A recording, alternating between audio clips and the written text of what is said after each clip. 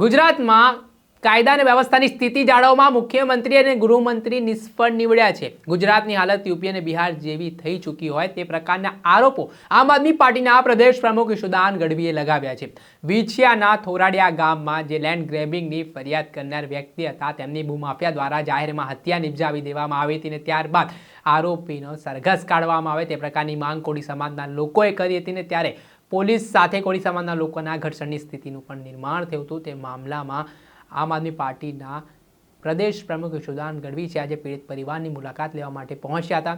ત્યારે ઘટનાના સંદર્ભમાં તેમણે કોળી સમાજના આગેવાન બનેલા જે મંત્રી છે તેમને લઈને શું પ્રહાર કર્યા, મુખ્યમંત્રી અને ગૃહમંત્રીની શું વાત કહી, વિગતે વાત કરીએ। વૈષ્ણવજન તો તેને કહીએ જે પીડ પરાઈ જાનાને રે। નમસ્કાર દર્શક મિત્રો, નવજીવન ન્યૂઝમાં આપનું સ્વાગત છે। હું છું ફૈઝન। આજથી થોડાક દિવસ પહેલા રાજકોટના વિછિયા ખાતે આવેલા થોરાડિયા ગામમાં એક વ્યક્તિની લેન્ડ ગ્રેબિંગની ફરિયાદ કરવા મામલે હત્યા કરી દેવામાં આવી। ભૂમાફિયા દ્વારા હત્યા કરી દેવામાં આવતા સમગ્ર ગામમાં ઘેરા પડઘા પડ્યા હતા અને આ મામલાના સંદર્ભમાં આરોપી સામે કડકમાં કડક કાર્યવાહી કરવામાં આવે તે પ્રકારની માંગ સાથે કોળી સમાજ મેદાને આવ્યો હતો। આ ઘટનાને લઈને આ જે ભૂમાફિયા આરોપી હતો તેનો સરઘસ કાઢવામાં આવે તે પ્રકારની માંગ સાથે કોળી સમાજના આગેવાનો છે તે સ્થાનિક પોલીસ સ્ટેશન ખાતે પહોંચ્યા હતા, પરંતુ જે તે સમયે પોલીસ અધિકારીઓએ આશ્વાસન આપ્યું હતું કે આરોપીએ જે કૃત્યને અંજામ આપ્યો છે તે મામલામાં તેનું સરઘસ કાઢવામાં આવશે, પરંતુ અંતે તેનું સરઘસ આરોપીનું ના કાઢવામાં આવતા કોળી સમાજના લોકો વિફર્યા હતા ને પોલીસ અને કોળી સમાજના લોકો વચ્ચે ઘર્ષણની સ્થિતિનું નિર્માણ થયું હતું, જેમાં પથ્થરમારાની પણ સ્થિતિનું નિર્માણ થયા બાદ અંદાજિત 60 થી 70 જેટલા લોકો છે તેમની પોલીસે ધરપકડ કરી છે। 84 જેટલા લોકો સામે સ્થાનિક પોલીસ સ્ટેશનમાં નામજોગ ફરિયાદ પણ નોંધવામાં આવી હતી।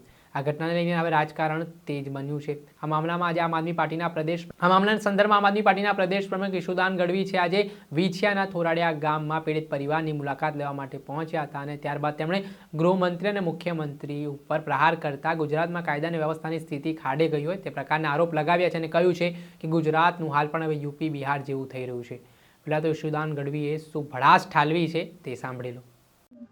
વિછિયા તાલુકામાં થોરિયાડી ગામમાં જે ઘનશ્યામભાઈની હત્યા થઈ ગઈ ખુલ્લેઆમ, અને એ મેટર બધાને ખબર હોવા છતાં એ કાયદો વ્યવસ્થા આ ગૃહમંત્રી મુખ્યમંત્રી જાળવી નથી શકતા એ સ્પષ્ટ છે।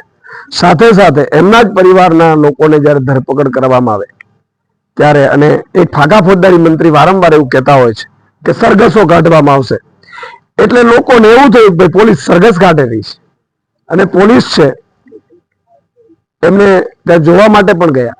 સાથે સાથે એક બીજી વાત પણ સામે આવી કે એમના જ પરિવારના લોકોને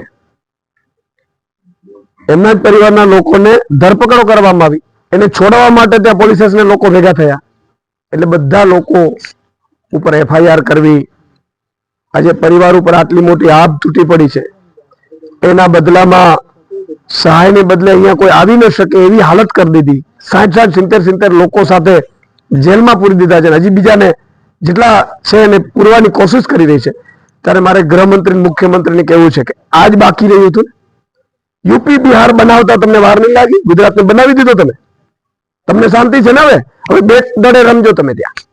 મુખ્યમંત્રી ગૃહમંત્રી હમણાં બેટ દડે બહુ રમે છે, રમો તમે બેટ દડે, અને અહીંયા આ પરિવારના હાલત જુઓ।